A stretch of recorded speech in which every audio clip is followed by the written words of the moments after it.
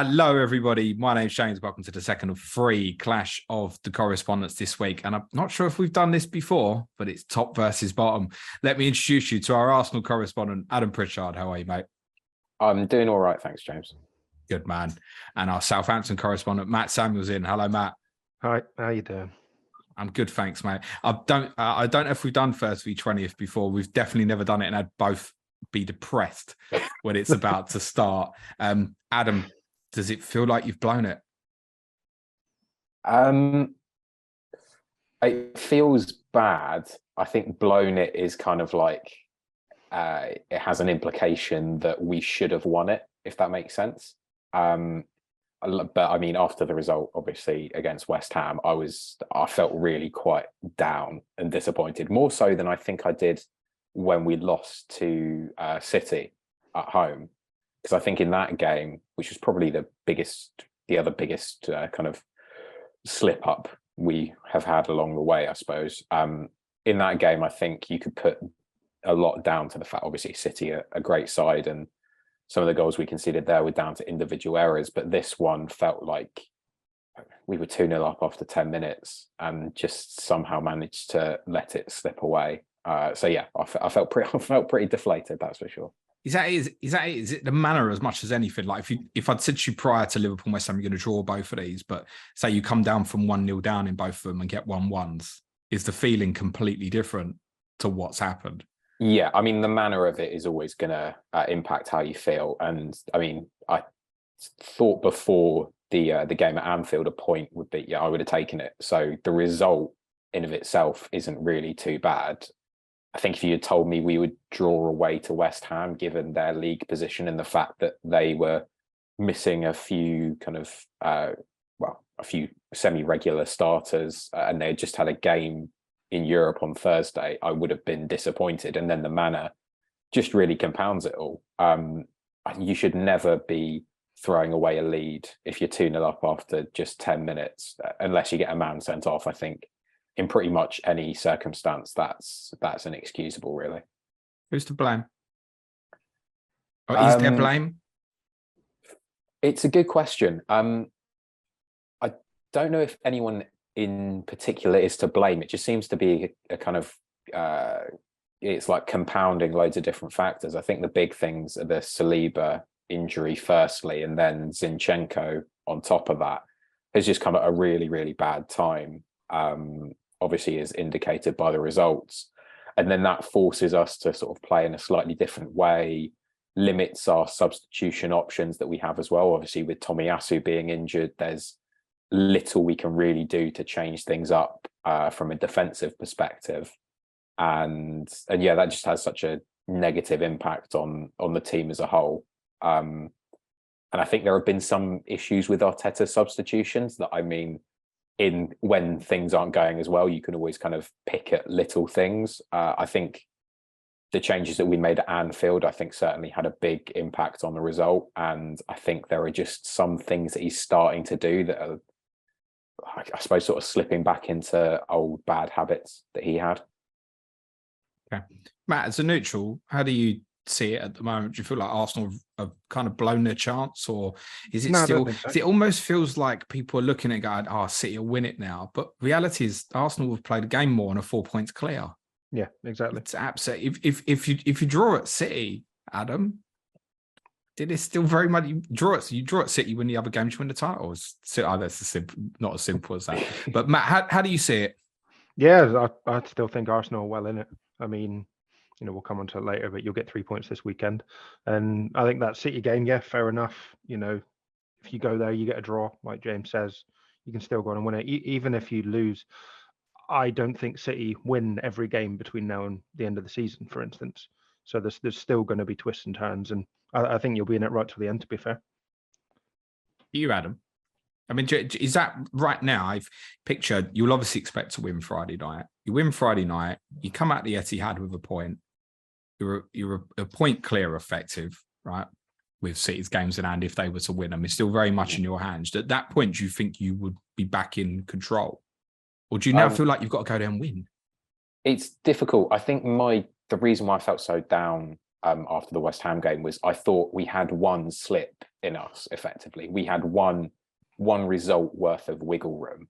I was expecting that to be either against Newcastle at St James's Park or at home to Brighton. I was thinking we can afford to slip up in one of those two games, and everything else going well, we're still in a good position. Whereas now I look at the games that we've got coming up and think we've got no room for error, and this is a team in its current state in terms of fitness as much as anything that isn't as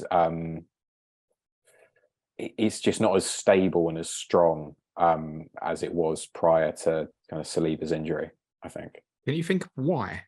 Are we essentially saying there's a fitness problem with Arsenal now, where they're fatigued, maybe?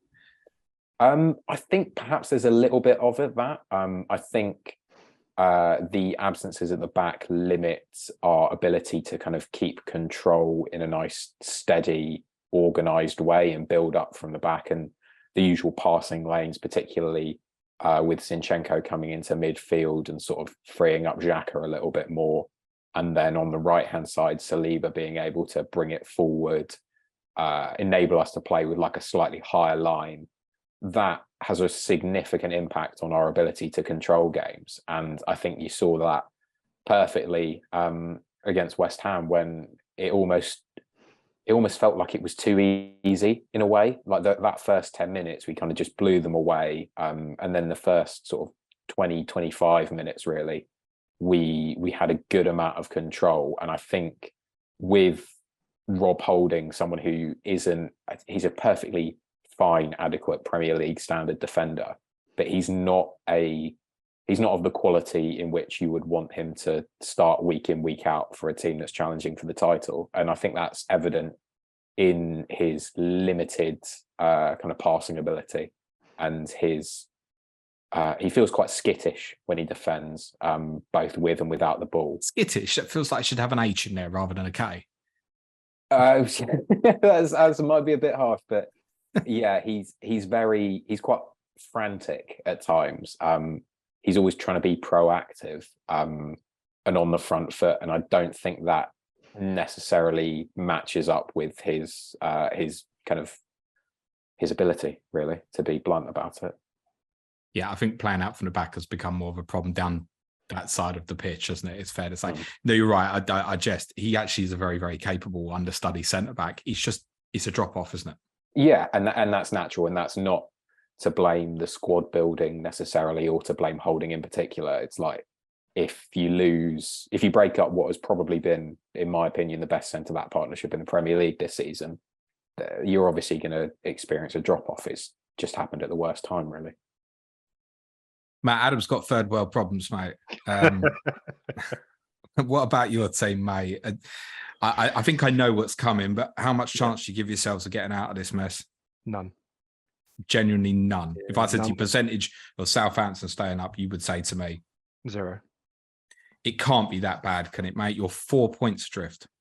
Yeah, but we've had so many chances, and I think the fact that we're only 4 points adrift shows how poor I'd say that bottom 6 has been this season.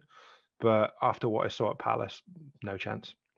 Doesn't that in itself give you a chance, in the sense that we're looking at it? I think a few weeks ago, where there was like this 4-point gap, wasn't there, between yourselves and Palace in 12th? Yes. And looking at it going, it might be really high. It might be sort of 39 points to stay up. It doesn't feel that way now. It feels like it could be sort of mid-30s. We can't score goals, and if you look at goal difference, it's technically 5 to get us out of it, because even 4 points will go down on goal difference. But there's just no fight in the players anymore. It's depressing, but I feel like they've accepted it. Looking at Palace again, it was awful. For the first 15, 20 minutes, I think we gave them some issues, but after that, as soon as we go a goal down, we're used to seeing them getting in this huddle now, for instance. But even then, the huddle felt half-hearted. It was more of everybody just stand around one place, have a quick chat, and then move on. And then Palace come again. And I mean, it's all well and good. Say we beat Chelsea when Sellers gets appointed. We then immediately lose to Leeds. We get the result against Leicester, but then we've gone on a run of 1 point from the last 5 games, and that was obviously against you guys.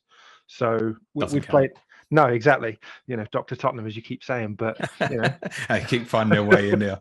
Yeah, but I mean, West Ham and Palace, massive games, and we don't look like we care, which is down to the players. I think it's also down to Sellers. He's been given a chance, but he's out of his depth, and I can't blame him. But for instance, in the interviews, every player keeps mentioning him as Ruben. Now, I don't really hear anybody else, when interviewed and talking about their manager, saying by first name. It's always Gaffer, boss. It feels like he's their friend rather than their boss, and I don't think that's helped at all. I mean, we don't play with a striker. Che Adams is out, and we're bringing out Joe Aribo. He's not played since New Year's Day, and he was woeful. Walcott, he's past his best, to be fair. The system that we've got doesn't suit our squad, which is crazy given we've got, I think, 34 registered players. So in all honesty, going down, I think, is going to be for the best of the club. We need a reset, and the only way I can see it happening is getting relegated. You think it could even be a positive for the club? Yeah. Not that you'd want it, but I understand what you're saying. There's certain clubs you think, like with an Everton, you think because of the financial constraints and the new stadium, etc., if we can't afford to do that. You understand what you're saying. Yeah. You understand what you're saying, absolutely. Who's to blame then? Same as I asked Adam, is someone to blame for this? Because essentially now, Hasenhüttl, Jones, we laughed at what happened with Jones, but now they're letting Sellers down again. Is this on the players? Yeah, it's on the players and the ownership. The ownership took a massive gamble in the summer last year to really focus on youth. And I mean, I think the only player that's really stepped up is probably Lavia. He'll go in the summer. The rest of them have been bit part. I mean, you saw Adouzi, Larios, for instance, get game time. Larios got injured. Adouzi's nowhere to be seen now. We never brought a striker. And then the forward that we did bring in was brought in for one game to suit Jones's style of football. He missed a couple of chances, and then obviously Jones gets sacked, and on a watch he's nowhere to be seen because he's not Premier League quality for the system we want to play. And as soon as we go away from hoofing it 75 yards up the field, the odd header, yeah, sure, but he's just not going to get game time, and that's not going to save us. How would you feel if I said, right, the club realised that they're in a big problem here, and they went back to, say, Jesse Marsh, for example, and said, right, we'll give you more money, we'll give you a longer contract, come and do this for the rest of the season. Would that give you the lift to think you could get out of this? No. So basically, we're down to playing squad not good enough. Yeah, 100%. Yeah, we don't have the team to get us out of it, and the odd player that we do have, I think they've also lost the fight. And looking at the fixtures, obviously we've got Arsenal at the weekend. I think Bournemouth will come to our place and turn us over. I think the only realistic chance we've got is Forest, and because it's away, that's going to be a difficult fixture. So, yeah, I can't see us getting more than 3-4 points between now and the end of the season. Yeah, that's harsh. And your fixture list is worse than some of the others, Danny. You've still got to play Arsenal, Newcastle, and Brighton away. Yep. And finish with Liverpool at home on the final day, who may well be playing for fourth. We don't know at the moment. You look at them Bournemouth, Forest, Fulham fixtures, and almost in your position think that has to be 9. Yeah, and that's to give you a chance. To keep us up. Yeah. Well, that would put you onto 32. You're going to need something from them other 4 rough fixtures. I get it, but if Leicester, Forest, Everton are equally as shit over the same period, doesn't help that Leicester and Everton have got to play each other. Yep. It does give you half a chance. Yeah, you're more positive than I am. But you're not even. I don't think you're even in a position because it's Arsenal away. We can afford to lose Friday night. Like there's certain times it's a free swing. It's Arsenal away. Actually, no. The position you're in, there's no time left. You need to actually get something Friday night, probably. Yeah. So, Adam, what chance does Matt got of a result on Friday night? Are you comfortable at 2-0 up on Friday night?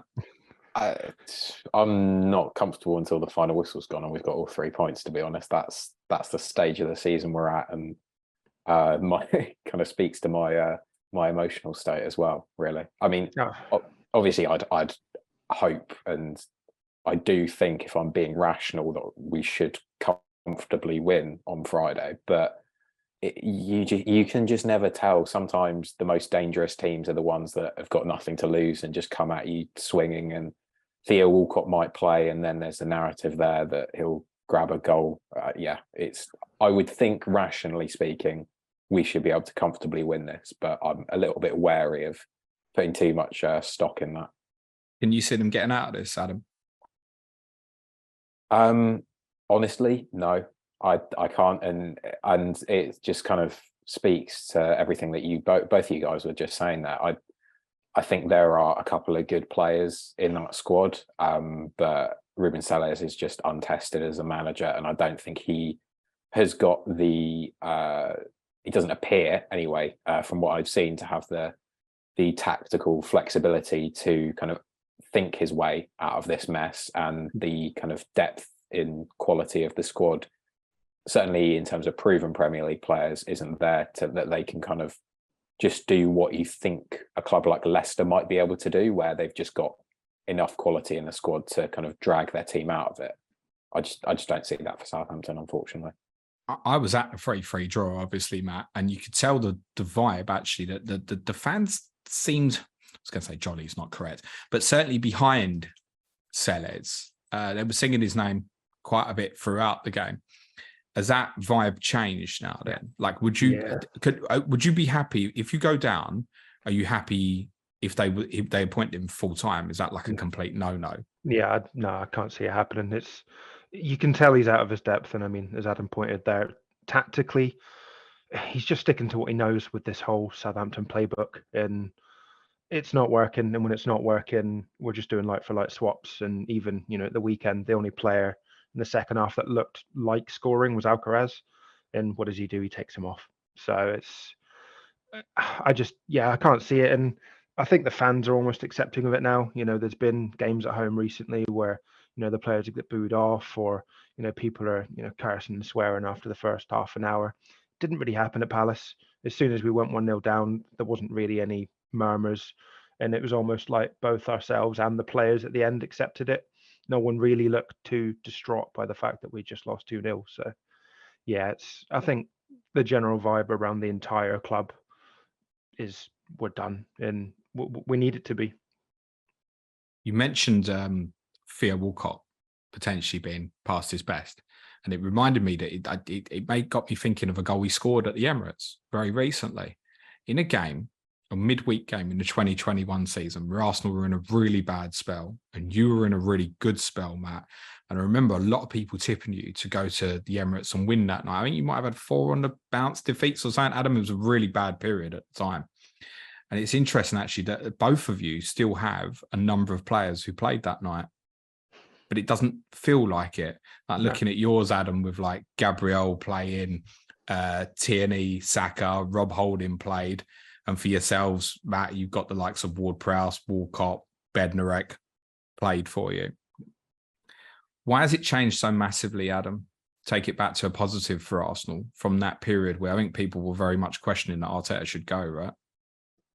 Yeah, I mean, a lot of what has changed, certainly this season, has been the signings, and I think it's kind of impossible to overlook that. I think moving Ben White out to right back and sort of having Saliba come in, and then obviously Zinchenko and Gabriel brings us Gabriel Jesus, those two coming in brings us a whole new level of kind of technical quality on the ball, and really astute tactical spatial awareness that I think all of those players have. They clearly seem to be able to translate what Arteta is telling them onto the pitch, and I think perhaps the more I look at that and what they've brought to the side, it makes me reflect on kind of when it was going bad for Arteta, and whether a lot of what was going wrong was just the players not having the skill set or the it's going to sound harsh, but like the tactical in-game IQ to translate what he was telling them onto the pitch.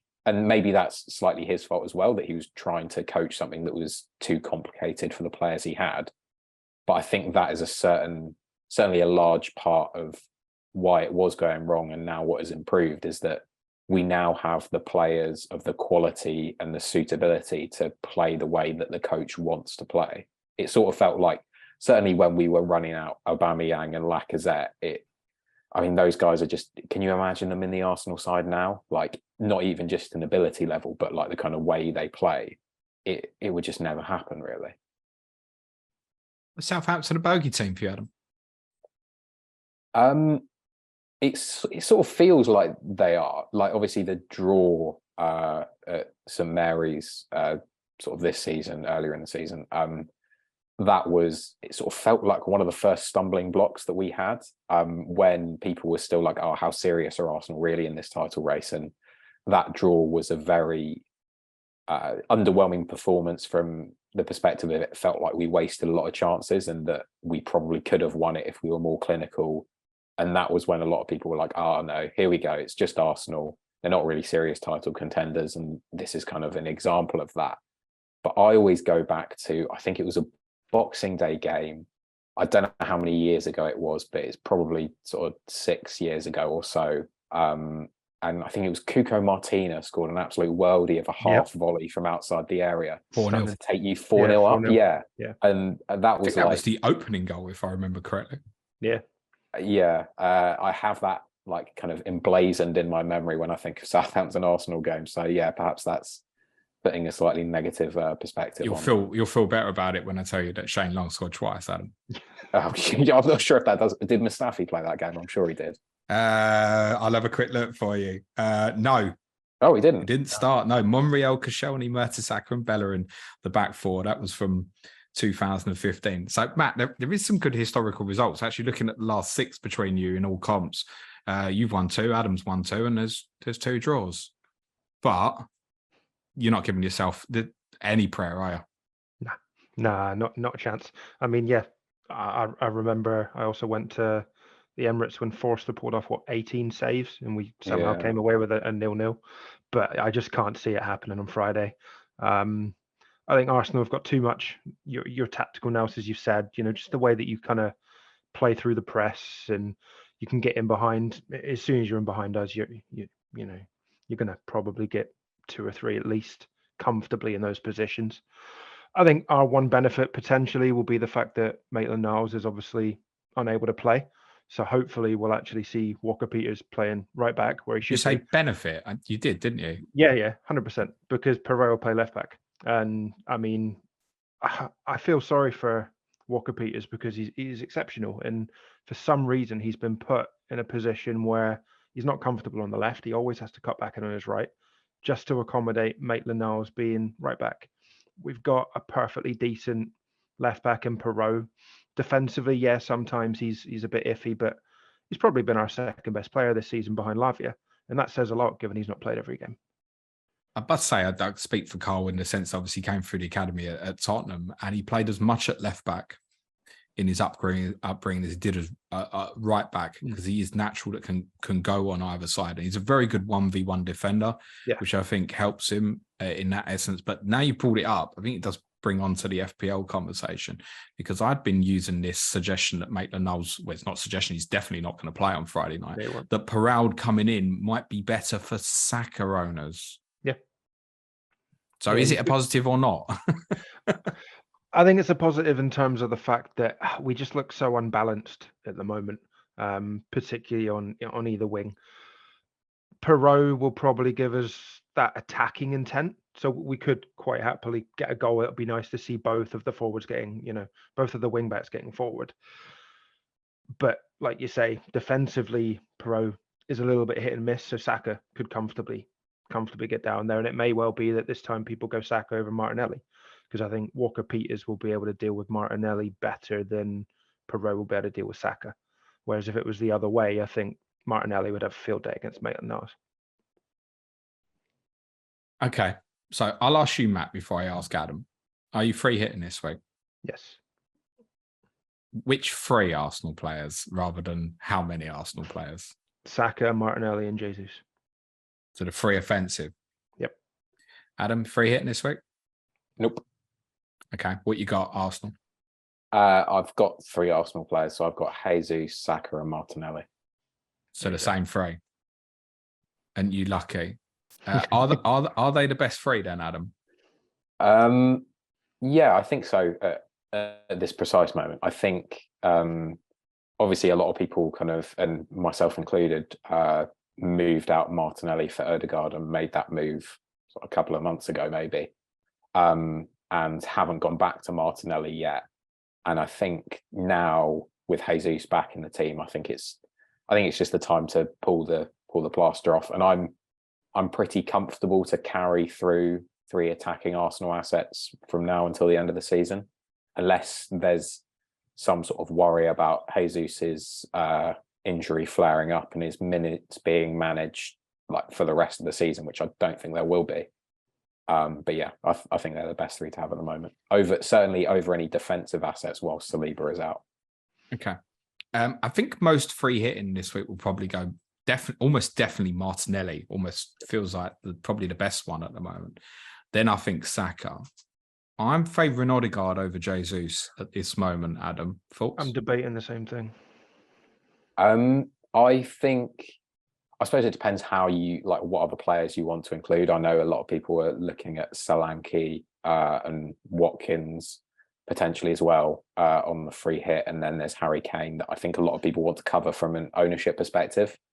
The reason why I've got Jesus and I would keep him on a free hit is I think obviously he's kind of second choice in terms of penalty taking, and he's just involved in so much of the attacking play at the moment. Like in the early stages of the West Ham game, he was like absolutely everywhere in a positive way. He was getting involved in a lot of the link up, kind of centrally out in the wide channels as well. And he's still got the energy to get into the box and convert the chances. I think he was on a bit, even before he got injured, he was on a bit of a dry spell in the league. But he's come back and he's just sort of hit the ground running. So yeah, I think he's a relatively easy choice, to be honest. Okay. For me, it's not a case of versus other players from other teams, because if I go Odegaard, I'm playing 3-5-2, and if I go Jesus, I'm playing 3-4-3. So he's literally actually a straight Jesus versus Odegaard. And I think for me, I'm asking myself, which one's got the higher ceiling? Which one's more likely to get me the big hole? And I feel like at the moment, I've convinced myself that's Odegaard. Is that right? It's interesting because I would say the opposite. I would say that's fine. Like in terms of ceiling, who I think could like, which one of the 2 do I think is more likely to get a hat trick? I think it's Jesus. Which one of the 2 do I think is more likely to kind of just return 1 assist? I think it's probably Odegaard. So I think he's probably the safer pick, Odegaard, in terms of the floor. But I just think, like Matt's talked about, kind of the defensive issues at Southampton. But I think Jesus could grab a couple on Friday night, and I wouldn't be too shocked, really. Of course he can. Odegaard 1 goal could be 11 points, though, couldn't it? Subject to what the result is.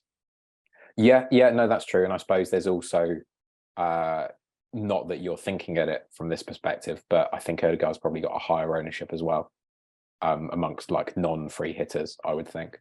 I'll be honest, that wouldn't come into the thing. I think the other two, Saka and Martinelli, it does. Not so much with those 2. I wouldn't be so bothered about it. And I know a few of the algorithms this week actually favouring Odegaard over Saka, Adam. Have you got a thought process on that? So I think there's a school of thought at the moment that Jesus' return, although not bad for Arsenal in any way, but might be bad for Saka returning. Yeah, I think it's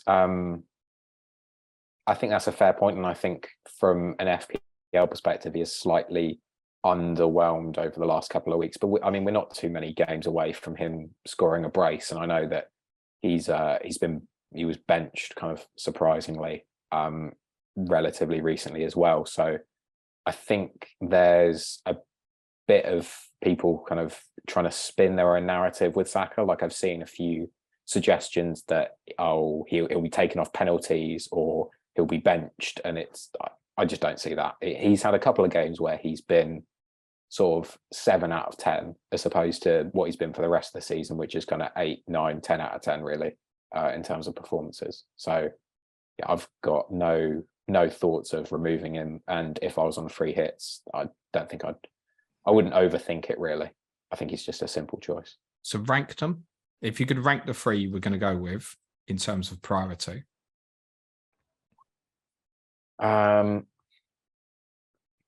That's a difficult one because even though I kind of say Saka's a simple choice, I would probably put him 3rd, which is like slightly weird. I would go. Okay, I'll go Martinelli, Saka, Jesus. Okay. Following on from that, who are you intending to captain this week, Adam? I currently have it on Jesus, but that is partly because it was just left over from last week. That is such a bottle job answer. It would be between him or Salah, I think. It depends if I want to. So not Martinelli. No, I think if I go for Jesus, it's because I want to take a kind of more risky, punty approach. I think Salah's probably the safer choice, and I think what most people will end up on. And thinking about it kind of more rationally, and when I like sit down and have a proper deep dive into kind of what the models are suggesting and all that kind of stuff, I think I probably will end up on Salah just to slightly hedge against those on free hit. Matt, who do you think the captain this week? I think it's going to be on Salah for me, but it's debatable. Obviously, the reason I probably won't go against that is just because it's Saints at the end of the day, and if we do get a result, then it's cost me, and I don't like the first fixture, so I'll probably be on Salah. But just on the Odegaard Jesus debate, I'm having the same debate, but it's after what I saw with Eze, and I think that's the big. Can you hear? No. I was going to say I can hear the conversations. Yeah, we can. It's really weird. But yeah, no, I think what I saw Eze do to us, getting in behind the lines in both Lavia and Prowse, didn't really deal with him that well. I think Odegaard could have exactly the same game. I mean, Eze started the move for his first goal and then was in the box to finish it. Odegaard could comfortably do the same thing, which is why I'm debating between the two of them. The other two, I think, for me are locked, but, our two centre-backs could mark Jesus out of the game and he'll have to potentially drop deep, but Odegaard could potentially have so much space that's the reason I'm considering it. Yeah, that's a little bit of my part thinking on that as well, actually. I think they're all good options. I think on the captaincy, it just feels like it might be a little bit easier to miss with Arsenal. But Arsenal could win 4-0 and the guy you back might not return, whereas that feels a lot less likely with Liverpool and Mo Salah. And I think it's clear that he's probably going to get the favouritism overall for that. Matt, do you think there's any chance you play a back five? No. No, he won't do that at all. No, I think Salah is so stuck to this playbook that it will still be the 4-2-2-2, probably with two false nines. And yeah, I can't see us moving away from it now. He keeps saying that, in pressers, the players, they've got time, that they're getting there. No one believes him anymore. I think he's just trying to protect the players because he knows them so well. Okay. Can you predict the lineup for us then, Matt?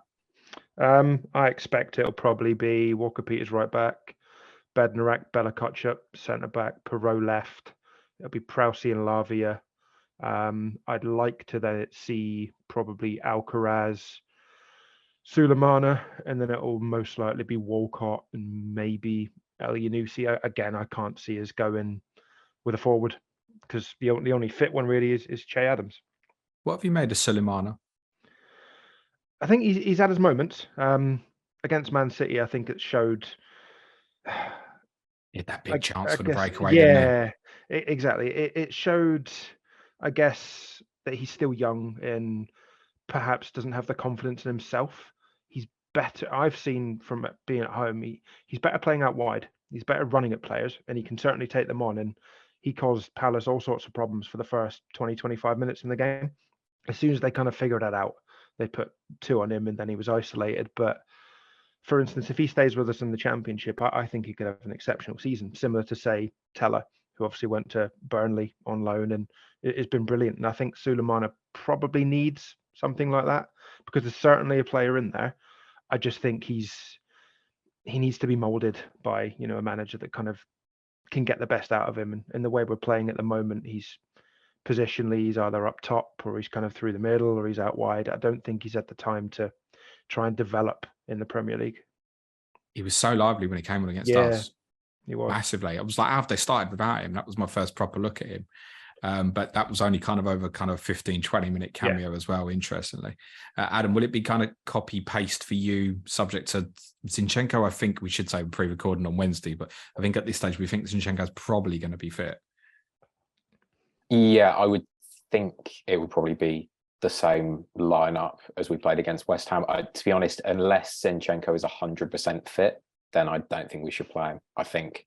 And it's the same thing for Saliba. Unless he is kind of plastered all over the training pictures that we see, which I don't think he will be, because there's talk that he might start kind of like training on grass again this week. So there's no chance of him being back, I don't think. And yeah, if Zinchenko isn't 100% fit, I don't think we should risk him, because we need him for that City game.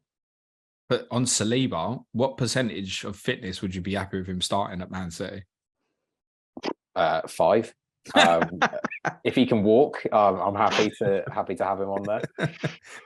Duty of care, Adam. That's not quite right, is it? What's the story there? We saying he's potentially returning back to train, because I think prior to the Liverpool game, a few people got excited because Arteta said someone's back in training. I don't want to tell you who. And people assumed it was Saliba, and it looks like in hindsight it was obviously Nketiah. And it feels like they've tried to be a bit shady with the injury. That's how it's felt from the outside. Is that how you've seen it? Yeah, it's because it's kind of a back issue. I think it's harder rather to categorize in the kind of grading that you often see with things like hamstring injuries. And because it's such a sensitive area of the body, and because he's still kind of a young guy, I think they're just being a bit more cautious on it. Like, I'm almost tempted to say, I think if he's not fit enough to play against City, and they don't think he's capable of playing sort of like 70 minutes, like I wouldn't be surprised if he missed a couple of games after that as well, because it's almost at the point of like, if you're not bringing him back for that game, then it's like, right, okay, this is more serious than we thought. Let's manage his recovery carefully, because we've seen at Arsenal in seasons past where we've rushed players. We saw last season where we rushed players back for games that were crucial in the run-in. Like Ben White against Newcastle was clearly unfit, and it just made things worse, really. Okay. In 34, Adam, I'm going to guess, have you used Bench Boost? Yes. You have. How comfortable would you be if you hadn't bench boosting with, say, your free Arsenal in 34? You're going to have to remind me what the fixtures would be. You have Chelsea at home. Yeah. With the 3 that I have, I would be okay, because I think Chelsea... we could have a whole nother podcast on my opinions on Chelsea and Frank Lampard. So I won't go into them. We know, because you tweet about him a hell of a lot. Yeah. So let's just summarize and say, I don't think he's the world's greatest manager, and they don't look like they're in great form at the moment.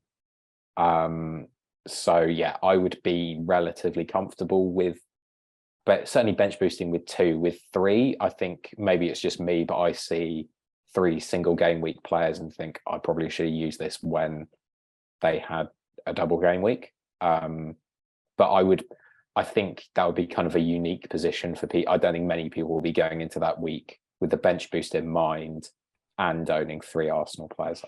You say that, but those who are all out of chips must have a big instinct to want to say they've just got their bench boost left. Someone listening to this or watching them just have their bench boost left. Going into this week, I'm thinking Liverpool and Arsenal got to be the targets. And then coming out and not being able to get to what they want to in terms of doublers for 34 and sitting there with, I don't know, hypothetically, White or Gabriel plus 2 of the attackers. You could do it, couldn't you? Yeah, I think, I mean, it looks like of the weeks that, like for the rest of your team, that's likely to be the best week anyway.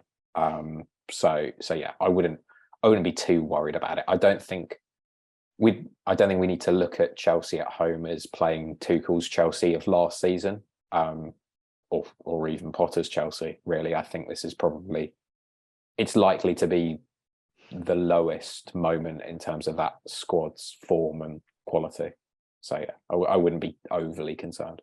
Okay, we haven't spoken about Arsenal's defensive assets that much, Adam. Matt, do you think you'll score Friday night? No. Okay. Do you think they'll score, Adam? Yeah, I think it'll probably be a 2-1 or a 3-1 kind of game. Okay. 1 clean sheet in the last 8 is a repetitive problem. And actually, we'd spoken about this weird run you had last time you came with us. So it was only about 2 or 3 home clean sheets this season. Have you got any closer to putting your finger on why you concede daft goals like Leeds and Palace at home, for example?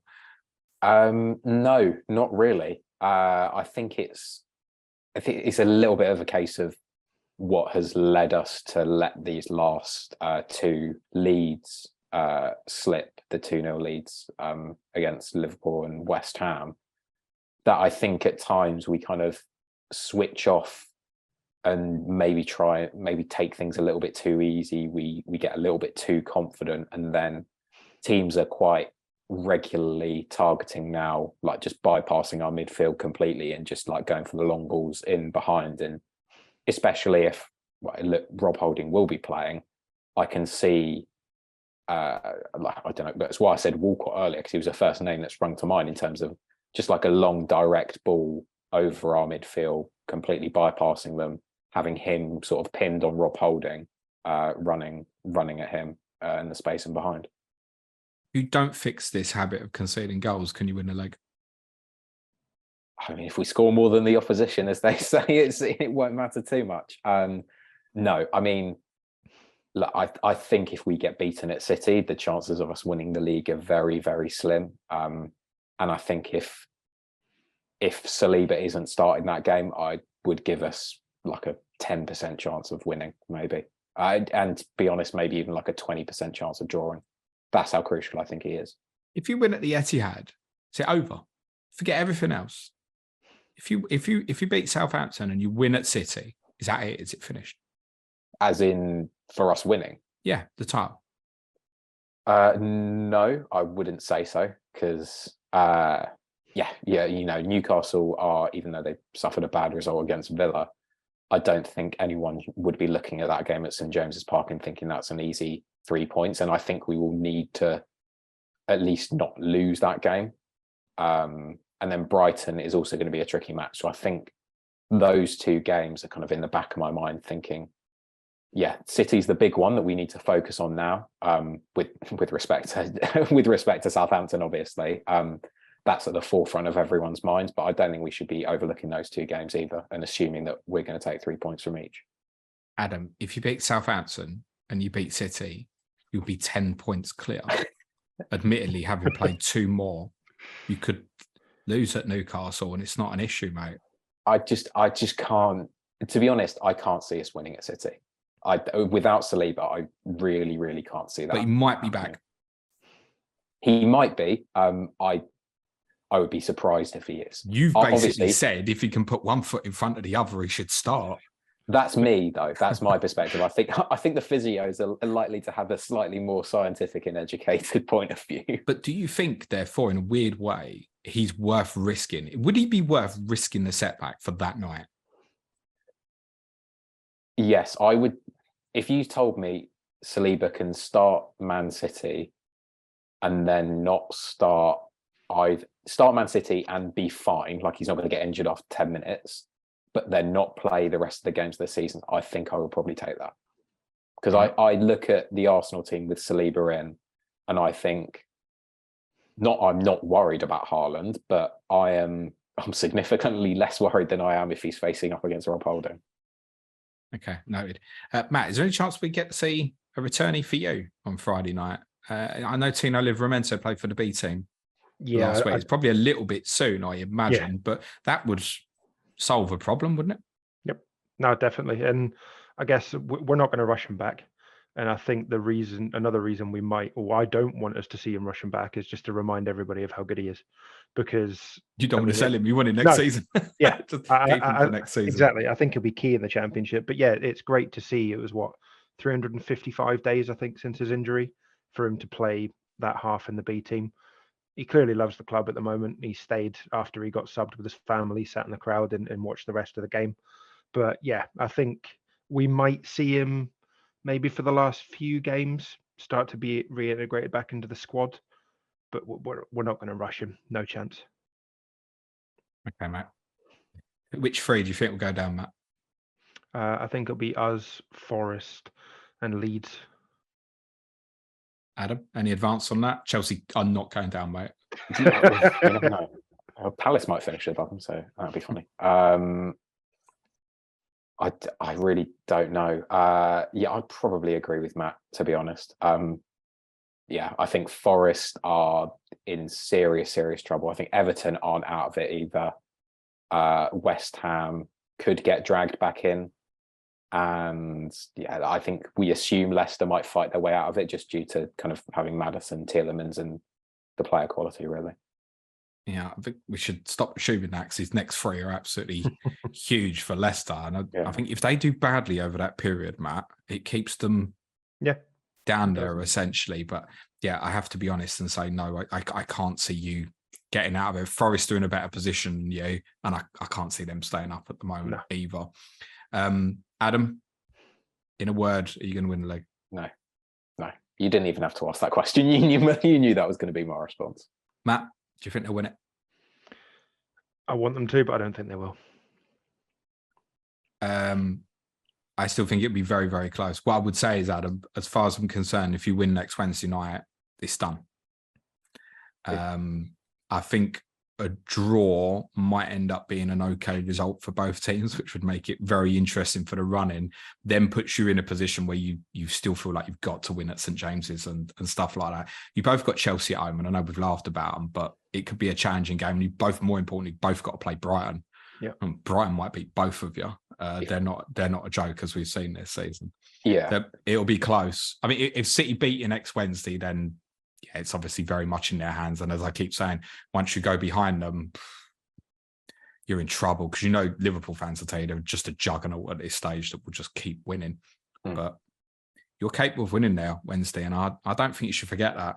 I'm interested by what's felt like a kind of real down narrative, and I understand it, but it's still there for you, mate.